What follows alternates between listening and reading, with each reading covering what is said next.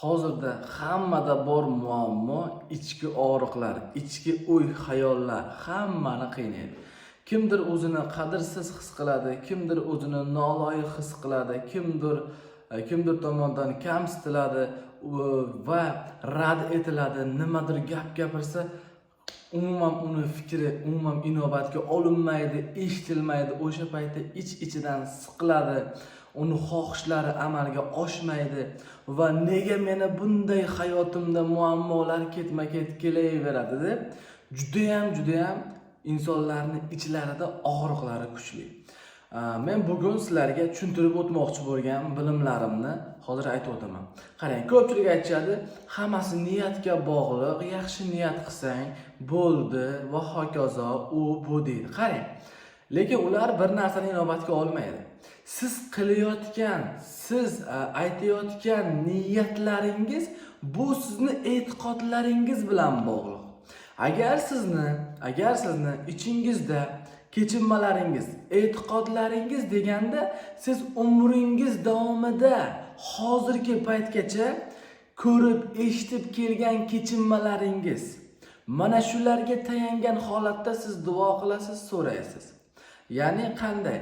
Misol uchun siz nima qilasiz?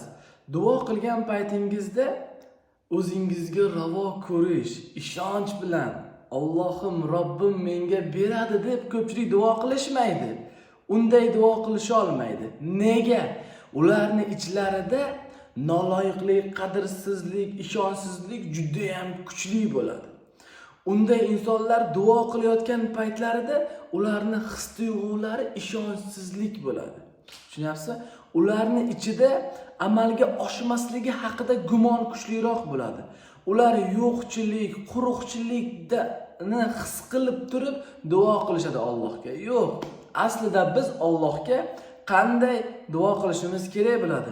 Ishonch bilan, sidqi dildan ishonch bilan o'zimizga ravo ko'rish orqali Allohdan so'raymiz.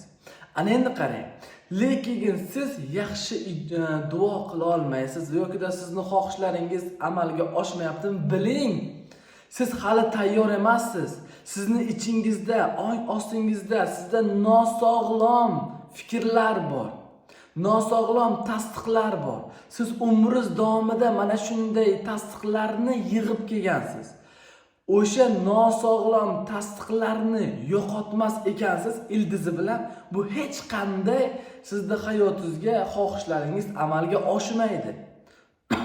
Shu narsani bilib, tushunib olishingiz kerak bo'ladi. Qarang, hozir yana bir narsani men sizga eksperiment qilib tushuntirib beraman. Diqqat bilan kuzating.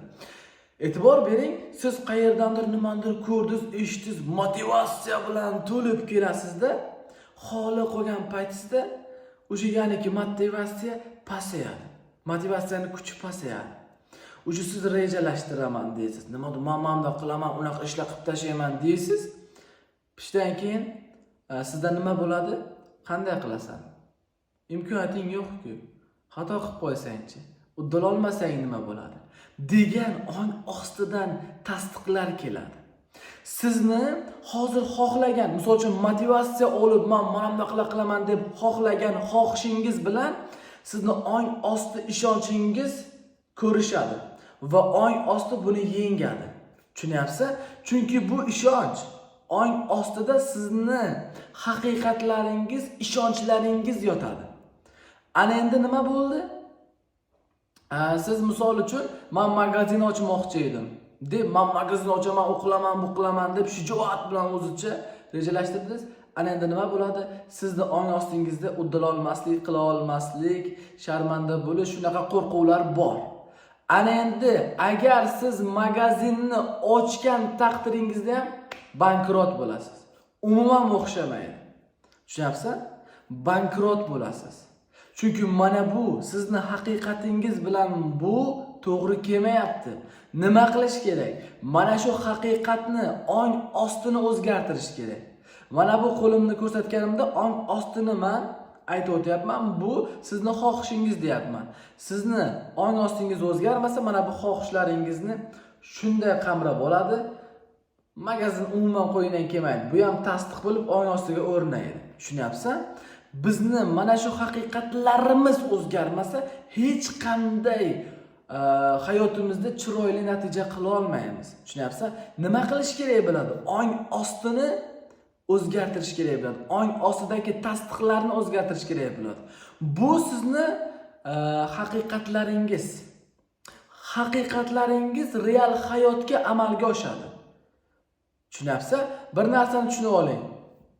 Buni sizni xotiralaringiz desangiz ham bo'ladi, ong osti desangiz ham bo'ladi. Kimdir default tizimi deydi, kimdir e'tiqod deydi. Agarda hayotingizni yaxshi tomonga o'zgartirmoqchi bo'lsangiz, mana shu muammolardan qutulmoqchi bo'lsangiz, bemalol murojaat qilishingiz mumkin bo'ladi. Kommentariyaga men telefon nomerlarimni, Telegram echkalarimni saqlab qo'yaman. Sog' bo'ling, salomat bo'ling, qadri baland qadrdonlarim.